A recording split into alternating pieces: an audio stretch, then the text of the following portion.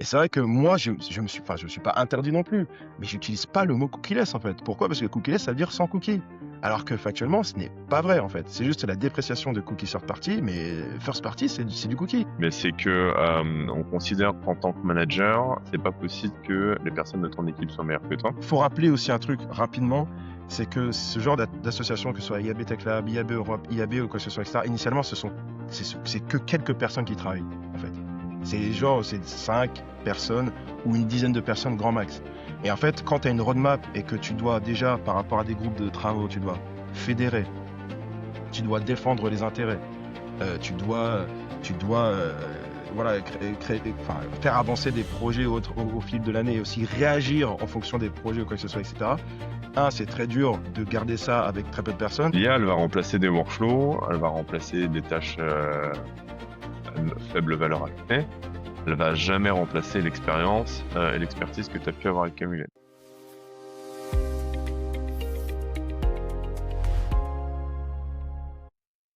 Bonjour à tous et bienvenue dans ce nouvel épisode de AdTech No Bullshit. Aujourd'hui, je suis avec Alex Deragakura. Salut Alex. Bonjour Kevin. Et dans l'épisode d'aujourd'hui, on va profiter de l'expérience d'Alex et notamment de son passage à l'IA Beta Club pour discuter de différents sujets assez techniques qu'il a pu porter là-bas, mais aussi de la formation et de l'évolution dans le milieu de la tech, de la diversité des profils. Et Alex, notamment, tu me disais que tu avais quelques anecdotes croustillantes à partager qu'on verra tout au cours de cet épisode. Dans un premier temps, Alex, je te propose, tu peux te présenter, nous présenter ton cursus, comment t'es arrivé là où t'es arrivé aujourd'hui, et sur l'ensemble de l'évolution que tu as eue dans cette industrie de l'advertising. Ok, bah déjà bonjour à tous, déjà je prépare. Donc bonjour. Donc effectivement, je m'appelle Alexandre Deragakura. Alors, par rapport à mon parcours, comment expliquer? Donc voilà, tout simplement, j'ai un bac plus 5, voilà, en master en engineering. Et en fait, c'est voilà, c'est donc DUT informatique, ensuite une licence bachelor web et réseau, et ensuite un master en management et communication. Un système d'information, pardon. En fait, donc en sortie d'études, par la tech, je ne connaissais pas. Je connaissais pas, et en fait, ce qu'il faut savoir, c'est que c'est une boîte de recrutement, tout simplement, qui est venue me voir et qui me dit, en gros, en fait, j'avais le choix. C'était soit je rejoignais LVMH, pour être honnête, en tant que chef de projet, technical. Donc en fait, je devais gérer une application, ou carrément rejoindre la tech, donc voilà. Là, à l'époque, c'était, Smart Saver, mais c'est Equative, d'accord? En tant que support engineer. Et en fait, je me suis dit: «Bon, soit chef de projet technique ou soit support engineer», sachant que j'ai un bac +5, donc je me suis dit: «Peut-être que j'aurais pu avoir plus». Mais du coup, j'ai choisi quand même la publicité et l'advertising parce que c'est quelque chose que je ne connais pas, que je ne connaissais pas. Donc du coup, par curiosité, j'y suis allé. Et donc je me rappelle, à ce moment-là, donc j'ai mon premier entretien avec, Edouard Olivreau. Voilà, c'était mon premier manager. Et l'entretien, en vrai, il a duré 5 minutes, et il a su en fait, ce qu'il adore faire, c'est qu'il prend des personnes qui ont un potentiel, d'accord? Et ce qu'il a vu en moi, et il me l'a dit, il m'a dit: «Voilà, je suis un peu smart, voilà, comme la plupart des gens qui recrutent». Il m'a dit: «Toi, dans moins de 2 ans, tu es plus dans mon équipe». J'ai dit: «Comment ça?» Il me dit: «Tu as vu ton potentiel, je pense que dans moins de 2 ans, tu es plus dans mon équipe». Bon, OK, très bien. Enfin, je me rappelle, on s'est rencontrés là-bas, et Exactement. c'est vrai que t'es arrivé dans l'équipe, et puis au final, en moins de 2 ans, t'étais plus dans son équipe. Exactement. Non, donc voilà, donc effectivement, pour ceux qui ne savent pas, Kevin, Tolera, à cette époque-là, était, technical account manager, en charge des comptes. Et c'est vrai qu'il y avait, je sais pas si c'est toi qui avais SFR ou Altice ou Ouais, j'avais les gros comptes supply français. Ouais. voilà. Et donc moi, j'étais en charge évidemment sur la partie support et ticketing. Alors voilà, moi effectivement, en tant que bac plus 5, potentiellement TAM, pourquoi pas, mais j'avais pas les compétences. Pour être honnête, à cette époque-là, je ne connaissais vraiment pas la tech, Mm.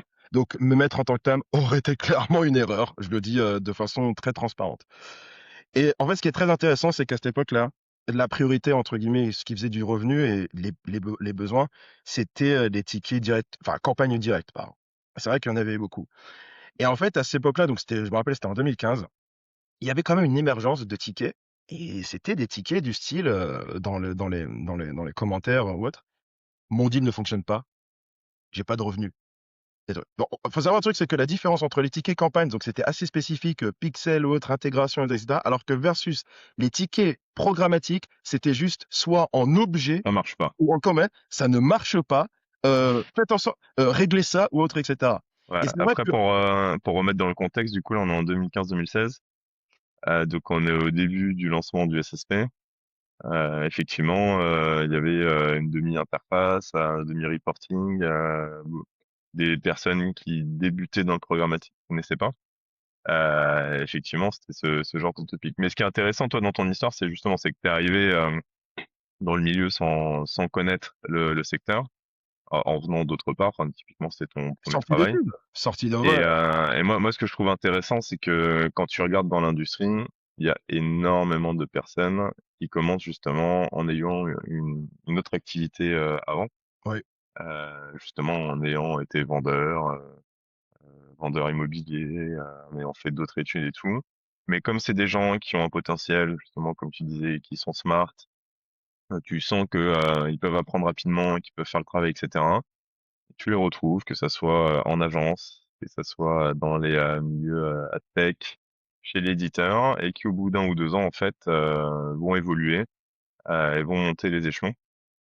Et ça, je trouve ça très intéressant justement dans ce domaine, quoi. ouais, mais Du coup, tu étais chez Smart, ouais. Et en, support, et en ensuite, gros, donc du coup, par rapport à ça, du coup, en fait, ce qui fait que moi, pendant que les autres s'intéressaient en fait aux tickets direct campagne, bah, voilà, moi, je m'intéressais à ces tickets-là parce que j'étais curieux. Quand on m'a expliqué que il y a derrière plusieurs, il y a des technologies, des plateformes qui sont connectées, ça build, etc., système d'enchères. Du coup, moi, j'étais intéressé. Donc, en fait, j'ai pris ces tickets, j'ai commencé à travailler dessus, les résoudre. En fait, automatiquement, je suis devenu une sorte de spécialiste. Et je me rappelle à cette époque-là, je tannais Barthélémy Dupuis, qui était le yield manager là-dessus et qui maintenant travaille chez The Trade Desk, à travailler sur ça. Et en fait, j'ai pris ces tickets-là. Et au bout de 10 mois, en fait, Romain Job qui vient me voir et qui me dit, écoute, on a décidé d'ouvrir un poste. Donc, c'était le premier poste de TAM SSPRTB, donc, aka Demand Operation.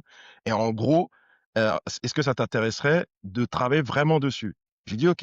Il me dit une chose, il me dit, par contre, je peux pas te donner ce poste maintenant, je vais devoir te faire passer un entretien. J'ai dit, OK. Et il faut savoir un truc, c'est important, je dis ça parce que c'est ce qui a drivé à peu près ma carrière aujourd'hui en tant que spécialiste. ok, Donc, en gros, dans cette semaine, ce que j'ai fait, c'est que j'ai commencé à apprendre les définitions, bid request, auction, etc. Je savais pas. Moi, quand je résolvais les tickets, c'était vraiment, je dis pas à l'instinct, mais j'arrivais à comprendre le système, les tailles, les prix, etc. Et en fait, il me restait 3, 4 jours et il y avait un truc qui me manquait. Je me suis dit, mais en fait, comment les SSP et DSP communiquent? Et là, j'ai vu, ah oui, OpenRTB. OK. Et là, je commençais à chercher OpenRTB 2.2, 2.3, X, 80 pages. Et en fait, ce que je fais, c'est que j'apprends cette spec. Je l'apprends par cœur, en fait. Et, et en fait, du coup, l'entretien s'est bien passé. Et c'est à partir de là, en fait, où ça fait mon shift entre je tâtonnais ou je commence à devenir vraiment, où je rentre expert. là-dessus, ouais. Et l'anecdote là-dessus, c'est que donc Equative fait un pari parce que donc ils connaissent Equative connaît le potentiel du programmatique en termes de forecast, d'accord, en termes de projection. Et c'est vrai que le fait de dire de mettre un junior là-dessus, voilà. Et en fait, il me fallait un fait d'armes. Je raconte vite fait cette anecdote. Il fallait que je justifie quand même auprès de Smart Ad Server et d'Equative que je suis bon dans ce métier, dans ce job, d'accord? Même si je suis junior. Il fallait un fait d'armes. Et je regarde les sujets, et à cette époque-là, il y avait BitSwitch. À l'époque, avec BitSwitch, faut savoir un truc, c'est que BitSwitch est un agrégateur de DSP. Donc, d'une façon technique, en gros, classique en OpenRTB, c'est un SSP qui est connecté à un DSP et ensuite des training desks. Et dans le cas de BitSwitch, c'est SSP, BitSwitch, un DSP, des training desks. À l'époque, on était connecté on était en Open Auction seulement. Mais on savait le potentiel derrière puisqu'il y avait les deals. Et en fait, je me dis, bon, bah écoute, il faut que je trouve une solution afin que les deals puissent fonctionner. Du coup, je vais tanner encore les équipes, parce que j'adore tanner quand je suis curieux. Alexandre Faux, qui était en charge des intégrations DSP, je lui dis, écoute, il y a moyen qu'on puisse développer quelque chose afin que les deals fonctionnent. Et j'ai mon idée là-dessus. Il dit, écoute, on n'a pas le temps, mais si tu veux, va faire joujou avec les outils pour lancer les deals. Du coup, je me renseigne sur les deals, je modifie la bid request et je lance live. Faut savoir un truc, c'est que quand même, quand tu fais ça, c'est dangereux. Je recommande pas de le faire parce qu'en fait, Ouais, bah, sans blague. hein? Non, mais- Sans blague. non, mais en T'as gros, lancé live un nouveau produit que t'as tâtonné toi de voilà. ton côté, quoi. Faut savoir un truc pour ceux qui ne sont pas au fait de ça. Il suffit juste en fait de lancer, quand on lance un mot, enfin, il suffit juste de casser la bid request entre guillemets en rajoutant un point un seul caractère de fracassé, en fonction du volume, un DSP derrière peut mal réagir en disant, bah, il renvoie des bid response en disant ça c'est une erreur, ou carrément arrêter de bider sur tout un publisher ou tout un SSP parce qu'il potentiellement il croit que c'est une attaque ou quelque chose comme ça. Mais moi j'étais confiant sur ça en disant ça va fonctionner. Et anecdote, à l'époque, les reporting, c'était pas du 5 minutes ou autre, etc. C'était plusieurs heures après. Donc, du coup, je laisse tourner la nuit. Le lendemain, je vois les chiffres et je vois les deals, ils fonctionnent. Oh, je fais non. Après avoir tweaké les bid requests, après, je fais une communication. Et en gros, c'est à ce moment-là, en fait, où je justifie, en fait, ma valeur. Et donc, je prends les projets. C'est là où j'ai géré voilà, tous les gros DSP, hein, en vrai, que ce soit de Criteo, de Xander, de SSP, des Magnite, Pubmatic. Vraiment, la connexion, les trucs, je les connais. Voilà, vraiment. Et c'est là aussi où j'ai servi de test pour Equative, puisque maintenant, aujourd'hui, il y a plusieurs DMADOps. Voilà, il y a plusieurs DMADOps. Et par rapport à ça, puisqu'il y avait beaucoup de sujets programmatiques, c'est vrai que je suis devenu quand même un expert dans la boîte, d'accord, par rapport à ça. Et ça a découlé sur d'autres sujets interfédération. Donc, c'est comme ça que j'ai commencé à rejoindre l'IAB. On m'a dit, bah, écoute, Alexandre, va à l'IAB France sur des sujets pour représenter Equative. Donc, j'avais même pas, j'étais pas, voilà, je comprenais les sujets. Et c'est comme ça que j'ai aussi ouvert ma bouche sur des sujets parce que quand il y a des trucs où je pense apporter quelque chose, j'apporte, jusqu'à faire des interventions avec l'IAB France, jusqu'au Tech Lab. Et j'ai changé de rôle en tant que product spécialiste. Voilà, donc là, c'était vraiment les sujets sell-side et buy-side sur la partie programmatique. Donc à l'époque, c'était l'émergence de la CTV, la donnée, vraiment et tous ces intégrations serveurs to serveur aussi qui prenaient de la place, aussi le header bidding qui prenait de la place aussi chez Equative et sur le marché. J'ai travaillé aussi sur des specs avec l'IAB puisque je faisais des interventions. Je faisais que ce soit avec l'IAB aussi avec l'UDECAM, d'autres interventions. Donc vraiment, j'avais un panel très large autour du programmatique, très rapidement, voilà, sur le sujet tech, et jusqu'à ce que je rejoigne encore une évolution, l'IAB Europe, donc là, un full-time job sur la partie vraiment en tant que technical director. Et la petite anecdote quand même, je préfère le dire, c'est qu'à la base, effectivement, j'étais un expert en tech, enfin, je suis toujours en tech problématique, Mhm. mais j'étais pas connu pour être un expert en privacy. Je suis honnête là-dessus. Voilà, nous à l'époque, c'était chez Quatif, il y avait Adriatic qui représentait, voilà. Et en fait, effectivement, j'ai été pris sur ce poste-là par rapport à ma connaissance et aussi comment dire, ma façon d'apprendre. Parce qu'il s'avère que j'arrive à quand même à apprendre, mais et à comprendre les choses.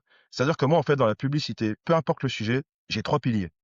J'ai un pilier technologique, un pilier business stratégique et un pilier politique.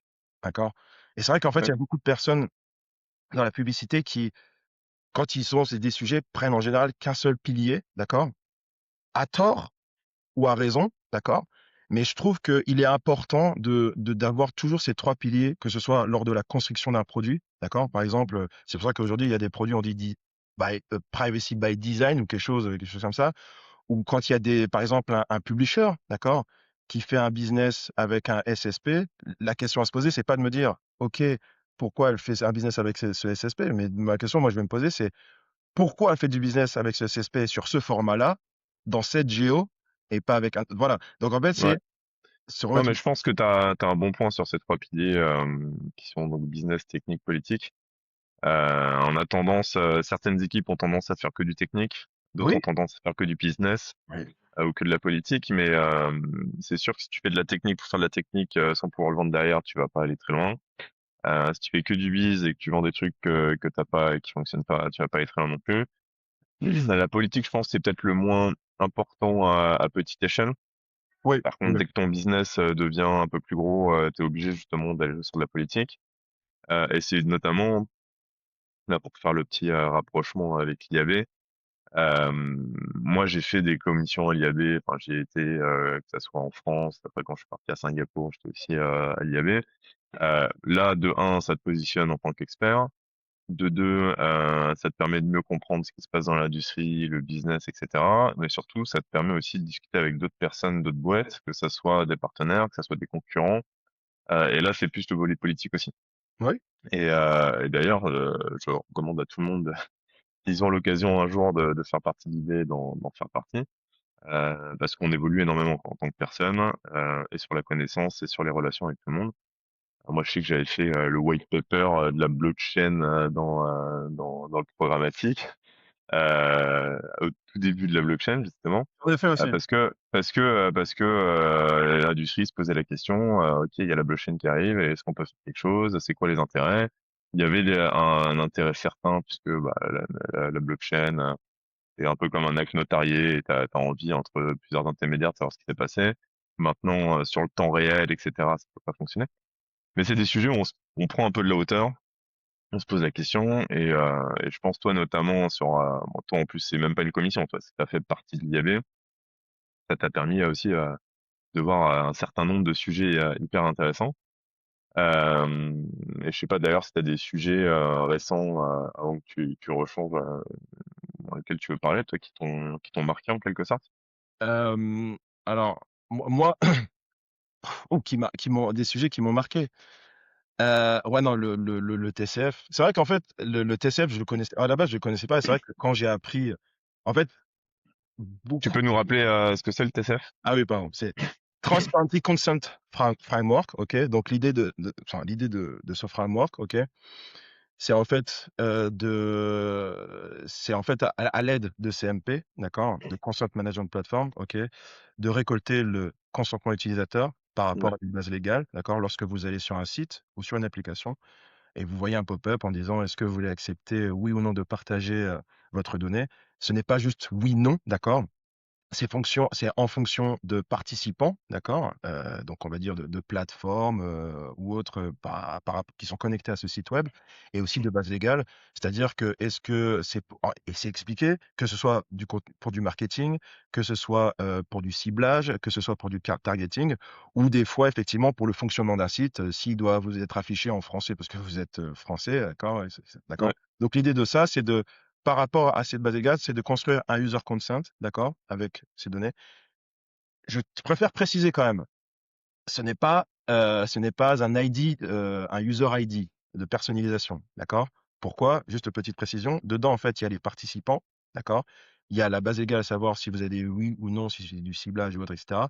Et il y a aussi une donnée, le timestamp, d'accord? Qui avant était vraiment à la milliseconde, donc vraiment, mais que maintenant c'est au jour, d'accord? Donc ce qui fait que cet ID en lui-même, d'accord?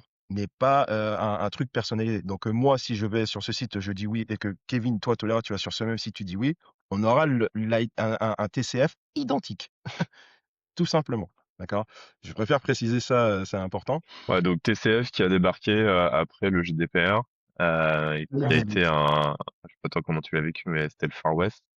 Faut savoir quand même, je sais plus c'était quoi, c'était fin 2017-2018, je crois.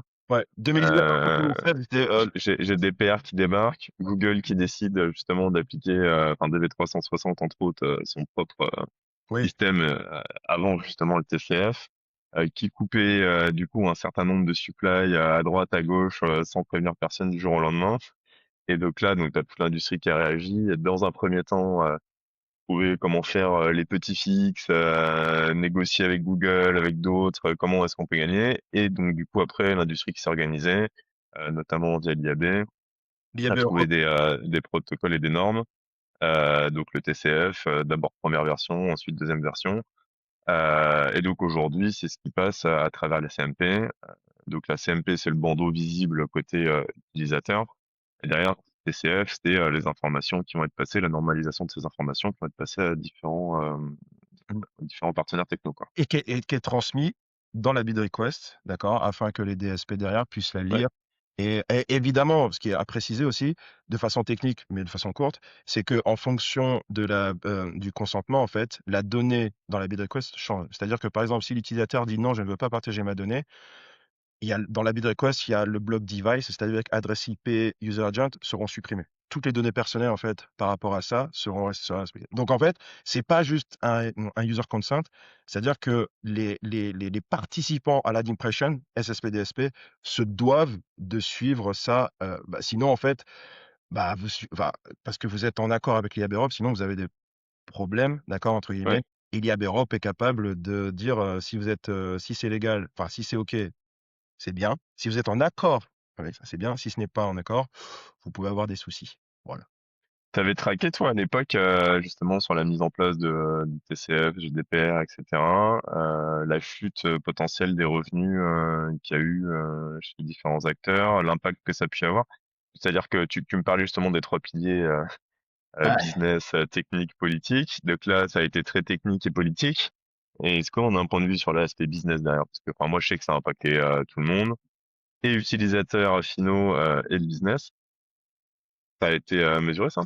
Alors, en gros, à titre de chiffre, on va dire que un inventaire entre guillemets avec un consentement a 5 fois plus de valeur, d'accord, qu'un inventaire sans consentement. Tout simplement pourquoi?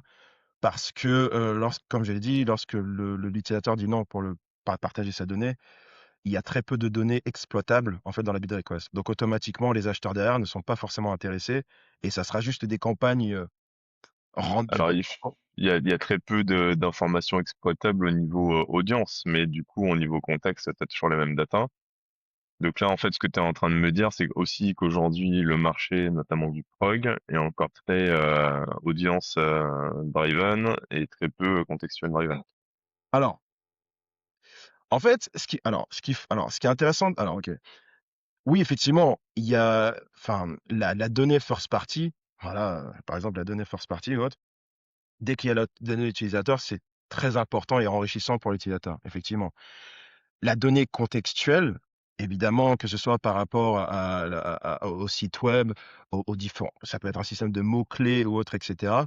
C'est vrai que c'est moins, comment dire, c'est plus difficile à monétiser dans un sens. D'ailleurs, c'est pour ça que comment dire, ce qui permet notamment de combler ça, c'est le système de curated marketplace, le système de packaging, d'accord?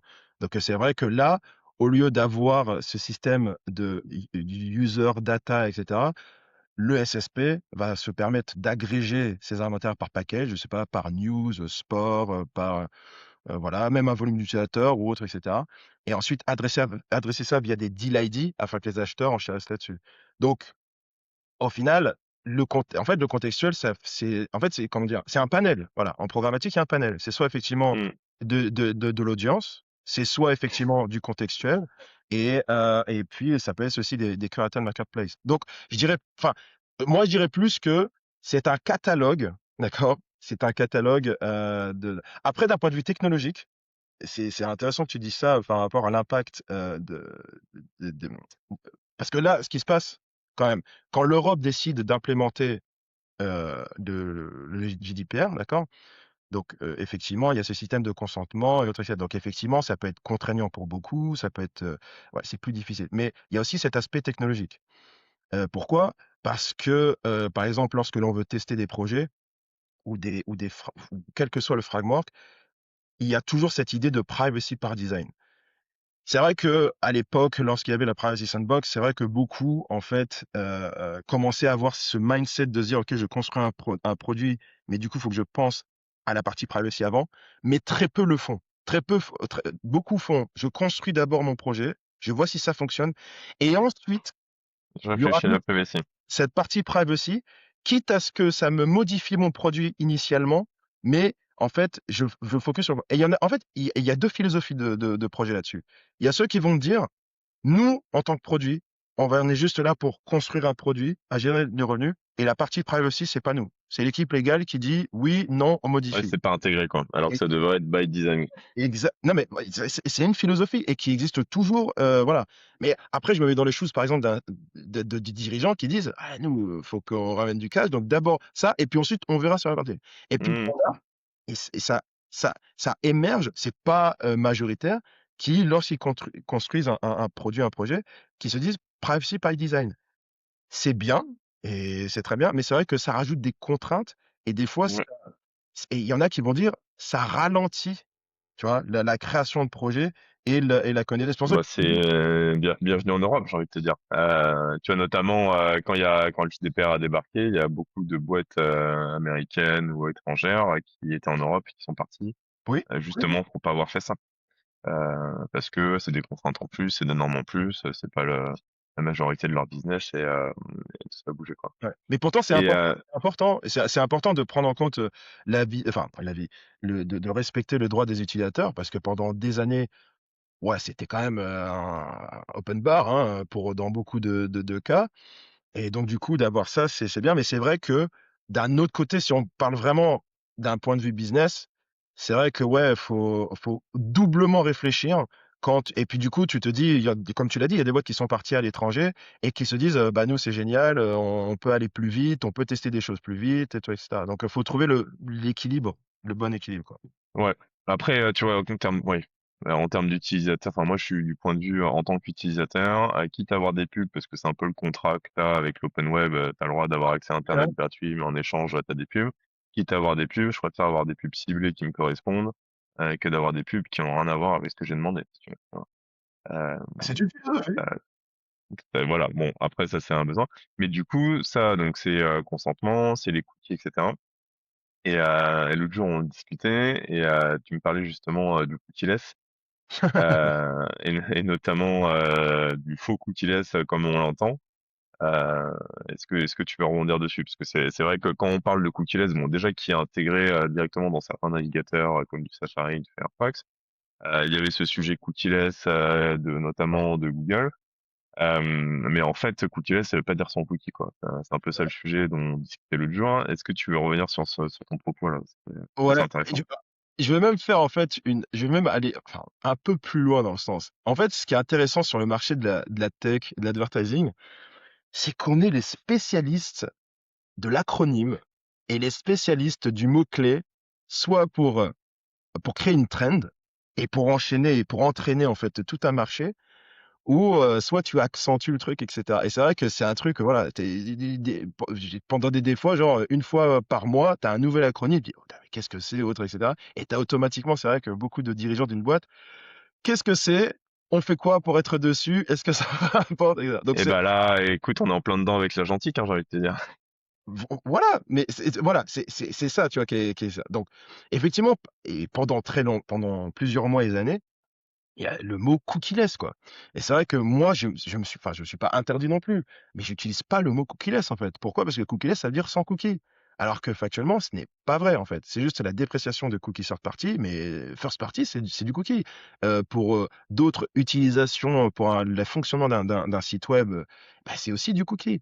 Et Mm. je me rappelle, moi, enfin, que sur mes réseaux, c'est vrai que bon, je suis suivi sur LinkedIn, sur Twitter, et cetera. C'est vrai que mes communications, à un moment donné, j'avais poussé un petit mot en disant, bah, un coup de gueule, un petit mot en disant, «Je ne comprends pas pourquoi cette utilisation du mot cookie-less et ça peut faire peur, ça peut créer des fois des tensions autres».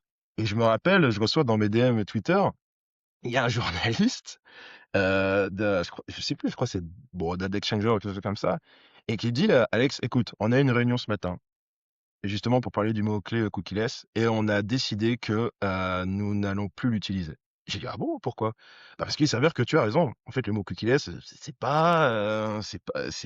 ce mot cookie-less, c'est pas le bon terme à utiliser pour le moment, du moins, voilà, pour le moment, et que du coup, on utilisera, la dépréciation de third party ou remove de third party, et cetera». Je dis: «Ah OK, bah, c'est super cool».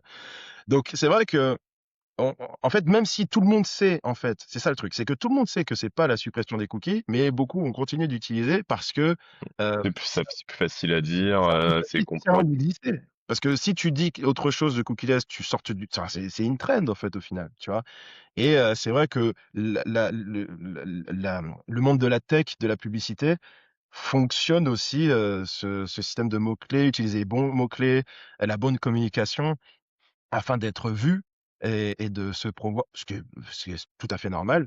Mais bon, si on peut utiliser des fois les bons termes, en plus, ça aide l'industrie, en fait. Parce qu'en fait, il y en a beaucoup qui pensent ça, et il y a les personnes aguerries sur ce sujet, c'est OK, mais les personnes qui sont un peu moins aguerries, qui ont moins d'expérience, bah, du coup, ça peut porter à confusion et dans Ouais. la communication ensuite. En fait, c'est un effet domino, un effet boule de neige, en Non, mais fait. c'est sûr que bah, quand tu dis cookieless, tu dis, oh mon Dieu, il y aura plus jamais de cookies. Voilà. Alors que la réalité, ce que ça veut dire cookieless, c'est que tu n'as plus le droit en tant que de mettre des third-party cookies. Donc, je suis un SSP, un DSP, un acteur data. J'ai de l'information, j'ai pas le droit de pousser un cookie avec un identifiant ou avec des informations sur cet utilisateur. Par contre, en tant qu'éditeur, j'ai accès à mon domaine, c'est mon website, etc. J'ai le droit d'y poser un first party cookie Mmh. euh, qui peut soit contenir un identifiant, et donc là on a vu aussi l'émergence des différents ID, soit qui peut contenir de la data pour l'éditeur. Et cette data, on a le droit de l'utiliser. Et donc Mmh. justement, il y a eu beaucoup de sujets sur la first party data. Il y a beaucoup de sujets sur les first party ID. Après, il y a eu toutes les technos d'ID derrière qui sont mises dessus.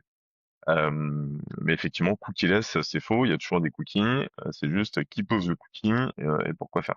Ouais. Et d'ailleurs, c'est dans les groupes de travail, que ce soit avec la Privacy Sandbox, que ce soit avec la W3C haute, le mot cookieless n'était pas forcément utilisé. C'était vraiment d'autres termes, d'accord? Puisqu'on parlait vraiment de suppression de third-party cookies, parce que là, on rentrait vraiment dans la technique. Et donc, du coup, c'était les termes réels qui étaient utilisés par rapport à ça. Et là, je te contre une question. Je te mets une contre-question à toi, parce que là, je sais qu'on Oui. va parler de moi. Et en fait, ce qui est intéressant, c'est que moi, j'adore creuser un peu. Et en fait, je me suis posé la question. C'est vrai que pendant euh, quelques années, c'est vrai que pour la partie suppression des cookies, donc des cookies tiers, Privacy Sandbox, c'est vrai que beaucoup de personnes et de boîtes ont travaillé dessus, ont investi un budget, des ressources, du temps. Et en fait, je me suis posé la question, quel aurait été l'état du marché ou quelle aurait été la situation du marché si on n'avait pas travaillé sur la Privacy Sandbox? Parce que je trouve ça intéressant parce que beaucoup de boîtes, en fait, ont travaillé dessus, d'accord? Et à l'époque, il y avait quand même un gros boom de la CTV, voilà, un gros boom du retail et autres. Et c'est vrai que je me suis toujours posé cette question, quel aurait été l'état de la Tu publicité? veux dire dans le sens où on aurait investi sur d'autres projets plutôt que la Privacy Sandbox, donc avec plus de ressources sans se défocus, ou dans le sens où il y a des fonctionnalités qu'on a aujourd'hui grâce à la Privacy Sandbox, même si c'est pas dans un cadre cookie-less, qu'on n'aurait pas aujourd'hui. Voilà, en Là, fait, c'est un peu les deux, quoi, si tu veux. oui, ça rejoint parce que, en fait, pour reprendre le truc, c'est qu'effectivement, quand il y a eu la création de la Privacy Sandbox, l'idée c'était de répondre à des sujets, que ce soit de côté navigateur ou de régulation. Voilà, c'est vrai que Mm. au niveau des lois, c'est vrai que la third party cookie était et est toujours menacée, d'accord, dans un sens, par rapport à tout ce qui s'est passé, tout ce qu'il y a eu dans le passé par rapport à ça. Et c'est vrai que ce sujet-là de Privacy Sandbox a été fait, sachant que initialement, il y avait quand même déjà un outil qui permettait de gérer et qui permet toujours de gérer ces cookies tiers, qui est quand même la CMP. La CMP, et avec le TCF, d'accord? Quand c'est suivi au pied de la lettre, par tous les participants autres et cetera, tu es censé, bien bloquer, bien gérer autres et cetera. Voilà, c'est aussi simple que ça. Bon bref, il y a eu la Privacy Sandbox et c'est vrai comme tu l'as dit, enfin, comme nous le disons effectivement, quel aurait été l'état du marché, si on avait shifté ce revenu sur d'autres sujets, tu vois? Ouais, mais je pense, oui, mais quel aurait été l'état du marché si on n'avait pas bossé sur ces sujets aussi? C'est Parce que même s'ils ont pas été destinés à leur but premier, donc qui était justement la fin du cookie, third party ou tout ce que tu veux, ça a aussi fait l'émergence de, de partenaires data ou de gestion ou d'infrastructure data. Et tu vois, notamment, bah, tu as l'acquisition de LiveRamp récemment, etc., qui te prouve que c'est quand même des sujets hyper importants. mmh, On n'aurait peut-être pas vu non plus l'importance de la first party data. Donc, on serait toujours avec uniquement des third party data de gros acteurs, mais qui te mettent des segments où tu sais pas en fait qui est vraiment dedans, comment ça a été opéré, quand est-ce que ça a été mis à jour, etc. Alors que la first party data, notamment qui vient des éditeurs, qui vient des partenaires qui possèdent leur audience et donc qui ont une meilleure visibilité, ou même de la data côté annonceur. mmh, On n'aurait peut-être pas eu cette techno derrière qui aurait permis de l'exploiter à bon escient comme on l'a aujourd'hui, puisqu'on n'aurait sûrement pas bossé tout autant sur des graph ID, puisqu'on n'aurait pas bossé justement sur comment la nomenclature, sur tous les technos d'ID aussi qui te permettent de différentes manières d'agréger des utilisateurs et de pouvoir les recibler derrière. Moi, je pense que ça a été bénéfique. Maintenant, je pense que ça a été bénéfique, mais ça a coûté trop cher par rapport à ce que ça aurait dû coûter si on s'était juste mis en tête le sujet de je veux traiter cette solution qui est un problème business. En fait, on l'a traité sous un angle politique et donc technique derrière et non pas sous un angle business. Et je pense qu'on serait sorti avec d'autres solutions qui potentiellement auraient été plus pertinentes si c'était d'un point de vue business. Maintenant, si on avait investi ces ressources sur autre chose que la privacy, écoute, je peux pas te dire où on serait, mais peut-être qu'on serait allé plus vite sur la Stevie. Peut-être qu'on aurait eu deux, trois autres vibes dans dans le monde sur d'autres sujets, sur le retail ou sur autres. Mais ça, c'est que du guess, quoi. Je sais pas trop. Oui, mais moi j'adore. Ah, mais après, j'ai toujours pensé que tous les sujets là-dessus, Privacy Sandbox ou même avec la W3C, parce qu'il y a une collaboration, et aussi auprès de l'IAB Tech Lab, moi, ces sujets, pour moi, ont été bénéfiques. Vraiment, je pense que c'était très bien.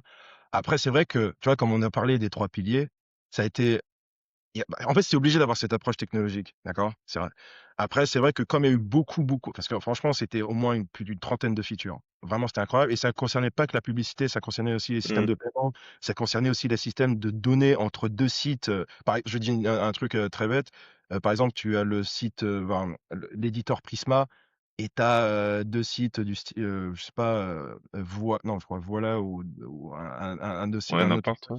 n'importe, en gros, et tu as juste même chapeau, comment faire transiter la même information alors qu'elles sont ensemble, tu vois? Donc en fait, tous ces sujets-là, ça concernait pas que la publicité, ça concernait vraiment Mm. internet dans son ensemble, c'était carrément une révolution et donc ce qui fait que oui, il y avait tellement de sujets qu'il y a des bénéfices, il y a des sujets qui ont il y a des sujets qui ont été utilisés encore aujourd'hui, mais il y a des sujets qui ont été annulés, voilà, par rapport à ça. Donc effectivement, il y a eu beaucoup de ressources, beaucoup de revenus, mais oui, comme tu l'as dit, les ID, le focus sur la privacy, sur les first party, le contextuel, l'importance des segments, du contextuel, donc voilà, voilà, c'est moi je trouve que c'était important et qu'il fallait le faire, Ouais, moi, clairement. je pense que le gros problème de ça, c'est surtout qu'on a pas mal de business qui sont partis sur les wall gardens, en fait.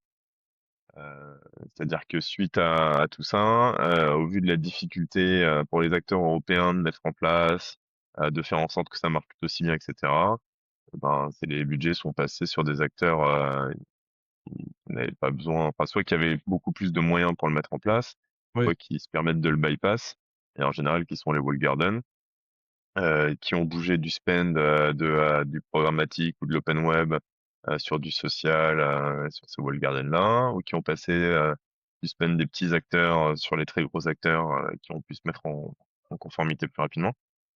Donc c'est un peu aussi biaisé la compétition, mais aujourd'hui ça permet aussi d'avoir une barrière à l'entrée parce que c'est de l'expertise, c'est de la technique, c'est de la compréhension. Et une fois que tu l'as mis en place, bah, n'importe quel acteur peut moins facilement, si tu veux, rentrer, mettre tout ça en place, quoi. ouais, ouais, bien sûr, ouais, voilà, donc en fait, moi je le dis, hein, moi j'ai toujours dit que c'était bien de le faire, il faut continuer de le faire et qu'il ne faut pas oublier. Parce que en fait, le sujet c'est quoi? C'est que en gros, le marché a réagi par rapport à des, comment dire? À des problèmes qui pouvaient arriver, que ce soit en termes de régulation ou en termes de décision d'entités importantes et en fait, on a fait en réaction et la comment dire? La conclusion de ça, c'est que, voilà, il y a des choses à anticiper, voilà et que pour éviter que ce cas se reproduise et que ça impacte le marché à ce niveau-là, quoi, clairement. Ouais. Voilà, quoi. Ok, très bien. Dernier petit sujet, on avait discuté aussi, tu voulais nous raconter une petite anecdote sur la diversité. Je pense que c'est le bon moment, parce qu'après, on va finir cet épisode. Moi, tu m'as dit que c'était quelque chose de croustillant, donc Ah, tu veux aussi que je t'explique aussi, le fonctionnement, comment ça fonctionnait avec le Tech Lab, enfin les systèmes Trade Association pour proposer autres? vas-y. Tu veux qu'on parle de quoi? Non, mais en fait, on va garder 10 minutes encore. Donc, c'est à toi de me dire, bah, tu commences par le Tech Lab, tu vas finir par l'anecdote finale. OK. Donc bon, du coup, j'ai de l'expérience à travailler à droite, à gauche et c'est vrai qu'il y a beaucoup de, pour expliquer, il y a beaucoup il y a beaucoup d'éditeurs, il y a beaucoup de plateformes, des fois qui ont des idées et qui se disent: «On a une très bonne idée, mais comment dire? On voudrait les mettre en place et que le marché l'adopte». En gros, vraiment comment ça fonctionne? En gros, en fait, pour se faire adopter, en fait, il faut que lorsqu'il y a un projet qui est écrit et qui est créé, il faut avoir ce qu'on appelle ce sont des sponsors, en fait. D'accord? Donc l'idée de sponsor, en fait, c'est d'avoir des soutiens. Voilà. Donc en fait, tu peux pas arriver tout seul avec un projet, d'accord? Une mise à jour ou quoi que ce soit tout seul, parce que c'est une adoption et il faut que ce soit utilisé par plusieurs entités pour que ce soit validé. Donc il y a déjà au-delà du fait d'être membre, OK? Mmh. Et il y a ce système de sponsorship. Ensuite, lorsqu'il y a cette idée de sponsorship, qui est validée entre guillemets dans un sens et qui a assez de soutien, il y a la présentation auprès du Tech Lab. Donc, effectivement, en fonction de la hiérarchie des projets, et bien, il y a un temps qui est consacré pour présenter, genre 5 minutes, quelque chose pour présenter. Ensuite, ce qui se passe, c'est en fonction de l'approval si c'est approuvé ou non, partons du côté positif, d'accord? Si c'est approuvé, on va dire que soit il y a cette idée que l'IAB Tech Lab propose un champ extérieur, en OpenRTB en fait, il y a des champs officiels qui ont leur propre intitulé, ou soit on propose un champ de test, genre on met un objet ext, et ensuite il y a le champ qui est indiqué afin de tester. Et là, en fait, l'IAB Tech Lab va laisser de la place en disant, bah écoutez, nous on vous a donné ça en tant que test, faites adopter, revenez vers nous avec des feedbacks en disant combien d'entités Mmh. ont adopté, oui ou non. En fonction de ça, évidemment, en fonction de l'adoption ou autre, soit c'est OK et du coup, ça devient un peu plus officiel, d'accord?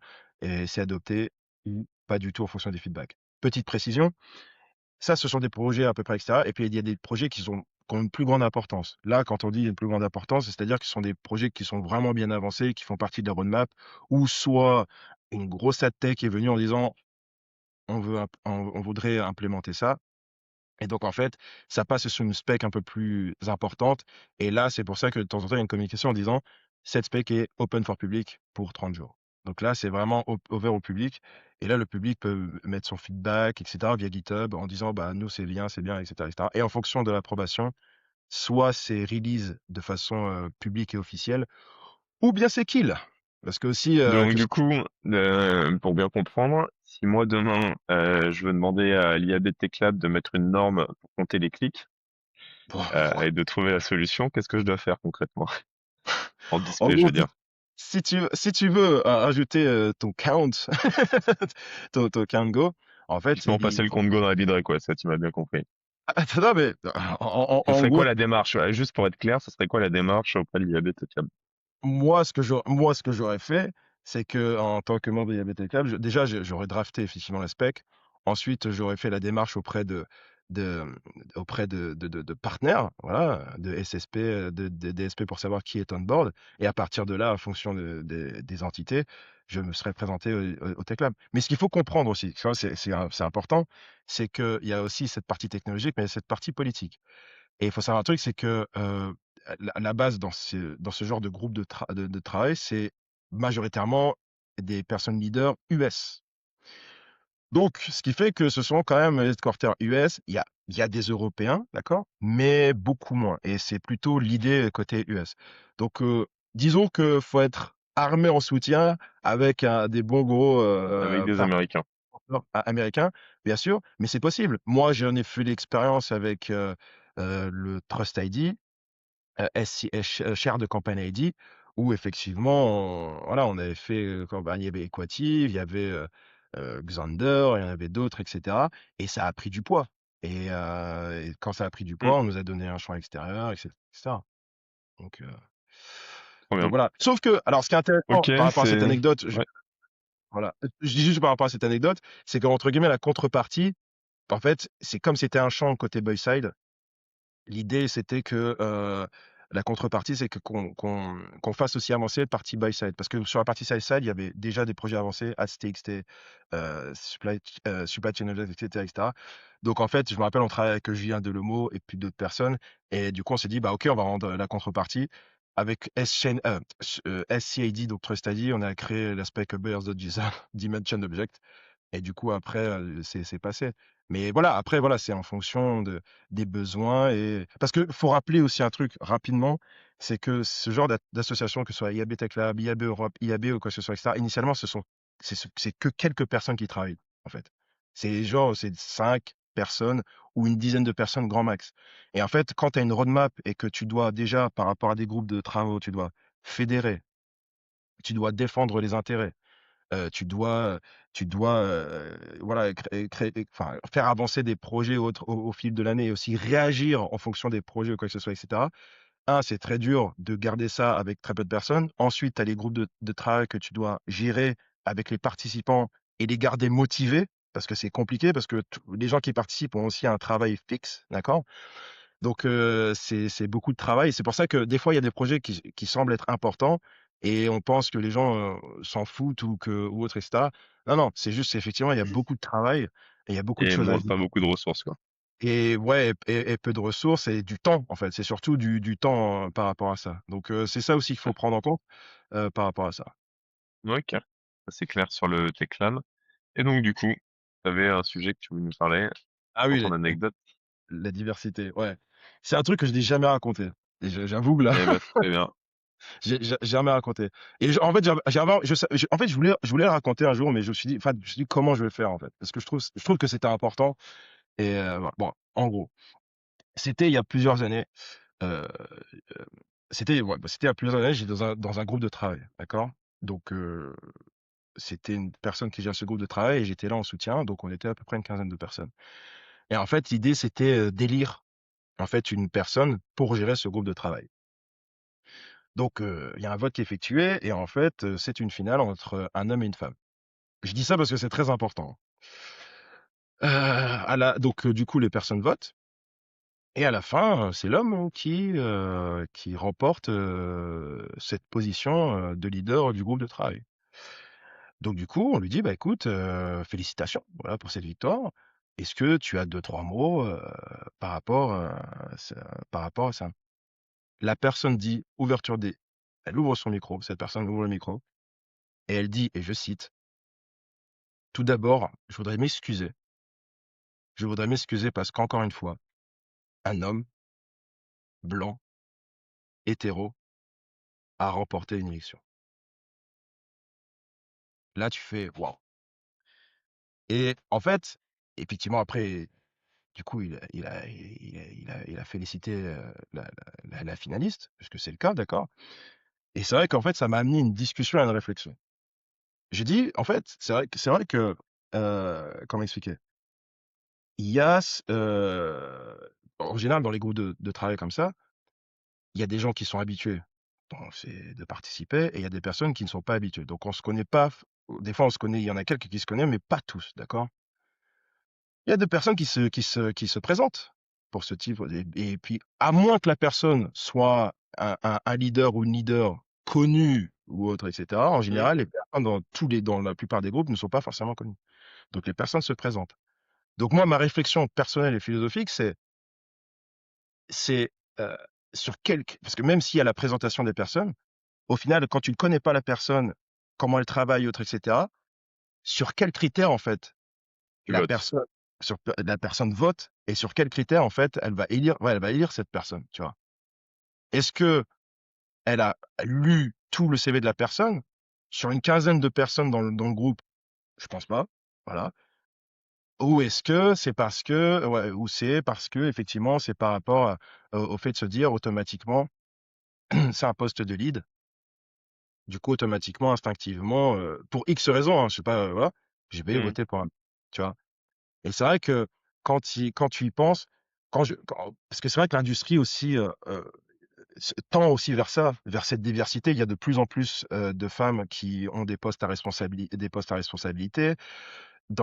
Sur la partie produit, sur la partie développeur, c'est quelque chose que l'on voit de plus en plus et il y a de la promotion par rapport à ça et c'est très bien.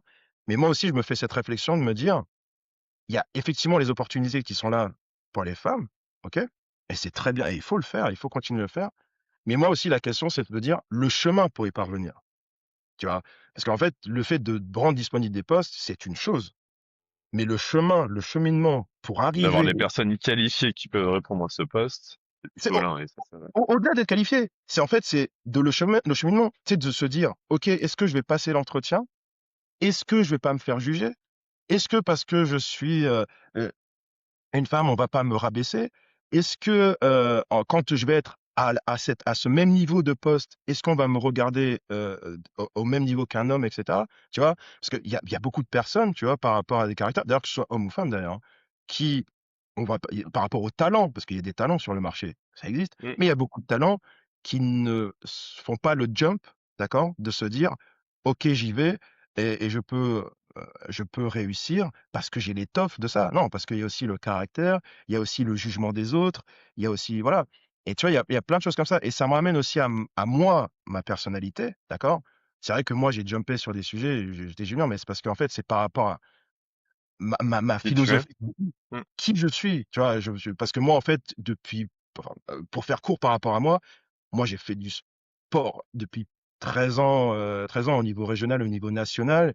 J'ai joué, dans des stades et j'ai vécu, comment dire? Des publics hostiles, du racisme, des trucs et cetera et ça ne m'a jamais rien fait. C'est pour ça qu'en fait, que moi, quand je me présente sur des sujets, quand je me présente devant des gens, quand je me présente sur des types de postes à responsabilité ou quoi que ce soit et cetera ou devant des gens, ça ne me c'est pour moi, je veux dire, c'est de la «rigolade» entre guillemets, tu vois?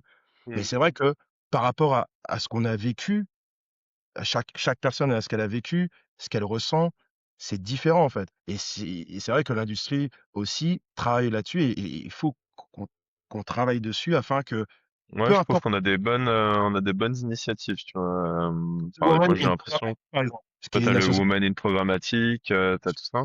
Et qu'il faut continuer et c'est ça qui est important. C'est vrai que beaucoup de personnes pensent que juste en proposant des postes, tu vois? Bah, écoute, c'est ouvert. Non, il y a aussi tout le cheminement pour y arriver, en fait. De dire: «OK, l'idée, c'est d'être à égal, en fait». Tu vois? Parce que beaucoup de personnes pensent qu'on n'est pas égal, que ce soit Ouais. ça ou la diversité. Mais ça, je Toi, pense que, enfin, moi, tu vois, mon point de vue, c'est pas que sur la diversité et c'est un gros travail, sur le management. ah oui, Et on a une problématique, moi, je pense que c'est très culturel aussi, en France, ou peut-être en Europe, je sais pas, franchement, je saurais pas dire. Mais c'est que on considère qu'en tant que manager, c'est pas possible que les personnes de ton équipe soient meilleures que toi. Et donc un c'est vrai. manager a tendance à ne pas vouloir faire progresser ses gars pour justement toujours protéger son petit truc. Exactement. Moi, ma vision du management, c'est justement le contraire. C'est moi, si je fais à 100% très bien tout mon boulot, à la fin, en tant que manager, j'ai 0 heure de travail par semaine. Parce qu'en fait, j'ai Oui, confiance en mes gars, je les ai fait monter pour qu'ils soient les meilleurs de tout le monde, et ils savent gérer tout seuls tout ce qu'ils doivent faire. Et moi, mon boulot de manager, c'est juste d'intervenir quand il y a des problèmes ou pour faire bouclier ou ce que tu veux. Bon, dans la pratique, c'est jamais comme ça que ça se passe, parce que bah, si tu te libères du temps, tu vas faire autre chose, etc. Mais pour moi, un vrai manager, ça serait ça. Et donc le but d'un manager, ça serait, au sein de son équipe, justement de comprendre les différents profils, que tu vas avoir des personnes comme tu décrivais comme toi, potentiel, qui oui. ont ce mindset, non même pas de potentiel, mais qui ont ce mindset d'aller chercher le truc, d'aller le faire tout seul, d'avoir l'esprit critique, d'aller chercher eux-mêmes le truc. Et tu vas avoir d'autres personnes, qui vont être sur des mindsets, à avoir le syndrome de l'imposteur, à ne pas connaître eux-mêmes jusqu'où ils peuvent aller, ne pas savoir c'est quoi leur voix, se sentir peut-être inférieur, ne pas oser parler en public et tout ce que tu veux. Exactement. Et c'est ton rôle de manager de trouver la clé justement pour les faire grandir, pour les mettre dans les conditions et pour les faire aller à leur niveau d'expertise, qui vont les faire être visibles auprès de tout le monde. Et ça, que ça soit des personnes de la diversité ou non, mais du coup, moi, je pense que c'est surtout ce sujet-là, et où du coup, quand tu vas voir justement des femmes ou quand tu vas voir même des hommes ou que ce soit, qui vont rester en retrait, parce que c'est comme ça qu'elles sont elles-mêmes de base. Pour moi, la problématique, elle est plus au niveau du management, qui ne fait pas le travail suffisant, si tu veux, pour les tirer vers le haut, pour leur donner les clés, pour qu'elles puissent être visibles, pour qu'elles puissent gravir les échelons, etc. Et notamment parce qu'en France, bah, en tant que manager, t'as pas envie que tes gars que tu manages soient meilleurs que toi. Oui, mais Et, euh, c'est vrai. c'est très culturel, tu vois. C'est comme t'as pas envie que la personne qui a mieux en France, quand une personne qui a mieux réussi que toi, t'es jaloux et tu te poses pas la question comment est-ce que tu vas aller à son niveau. Tu te poses la Ouais. question comment est-ce que tu vas l'attirer vers ton niveau plutôt que comment toi tu vas aller vers son niveau. Bah, je pense que c'est un peu le même sujet justement sur le management et dans l'industrie. Toi, tu as réussi à avoir ce niveau d'être au-dessus d'une équipe. T'as pas envie, en fait, si tu veux que ton équipe soit au-dessus de toi. et c'est très nocif. Et je Ah pense mais que ce sujet-là rejoint. Euh, et moi, enfin, après, c'est pas que dans notre industrie, hein, malheureusement, oui, bah, c'est oui, dans bien sûr, l'ensemble. non, c'est bah, Et oui, même, je ouais. trouve que notre industrie, pour le coup, elle est en avance. Enfin, en avance. Elle n'est pas encore au niveau, mais il y a déjà beaucoup Il y a beaucoup, hein. d'initiatives qui sont Oui, faites. Il y a, comme on disait, on mise beaucoup sur des talents, et sur des personnalités. Comme on disait, il y a beaucoup de personnes qui viennent d'autres secteurs et qui arrivent dans l'industrie parce qu'on leur fait confiance et qu'on leur donne les clés. Tu vois aussi pas mal de monde qui ont commencé tout en bas de la chaîne et qui sont patrons aujourd'hui. Donc tu vois, on est quand même dans une industrie qui laisse beaucoup sa chance et qui permet aux gens de s'élever. Maintenant, c'est jamais assez de toute façon. C'est mmh. pareil. C'est Mais je te dis, non, mais tu as raison. Il y a c'est pour ça que des fois le marché se plaint qu'il y a des fois un manque de talent, mais les talents, il y a des talents en fait. C'est juste que, ils sont pas, poussés ou mis en avant. Et il y a un truc, que tu dis effectivement sur le fait que il y a des gens effectivement qui viennent de tout enfin d'en bas et qui gravitent l'échelon. Mais ce qu'il faut rappeler aussi, c'est qu'à la base, il y a pas de enfin, on vient tous, enfin ma génération, ta génération et beaucoup de générations, on n'a pas eu une formation à tech, à l'université ou quoi que ce bah soit. non. Voilà. Et c'est ça et ce qui est intéressant, c'est ce qui fait que ça fait des gens de divers horizons qui se rassemblent sur un sujet afin d'aller vers là et ce qui est intér moi j'ai donné des cours je donne des fois des cours en université, ça m'arrive et c'est vrai que quand, on ils sont les sujets c'est des 3e année ingénieurs ou autres et cetera et c'est vrai qu'ils ont ce côté, ils sont déjà en fait, ils sont aguerris. Ils connaissent la tech mieux que moi à leur âge. J'ai dit: «Mais c'est incroyable!» J'ai dit: «Mais c'est» moi, je suis fasciné, en fait et c'est vrai que les jeunes générations d'aujourd'hui je dis ça comme si j'étais non, mais je suis pas voilà, mais je dis juste que les gens il y a des cursus qui commencent déjà à être créés, par rapport à ça, à la donnée, par rapport à la publicité autres et cetera et je dis: «Waouh, vous savez déjà ça?» et voilà, dès les talents, ils sont là, les talents, ils arrivent et ils ont faim. Je le dis clairement. Ils ont aussi cette idée aussi des fois de créer leur propre entreprise et qu'ils le fassent, tu vois?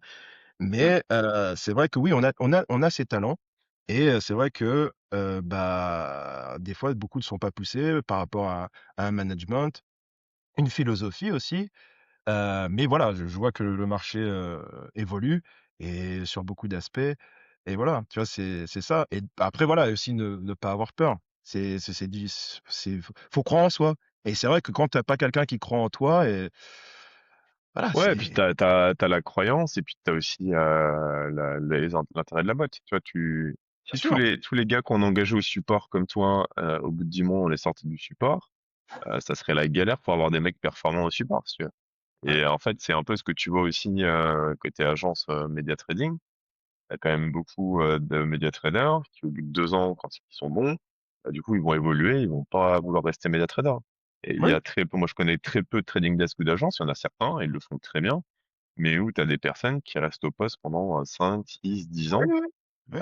sur le même rôle, mais du coup, ça veut justement dire que et le management et la culture d'entreprise te permet d'être valorisé sur ce type de poste-là, te permet de monter en expertise, te permet alors, ça peut être avec des projets annexes aussi, de ne pas Oui. faire que ce que tu fais tous les jours, ou de te faire aimer ce type d'expertise, etc.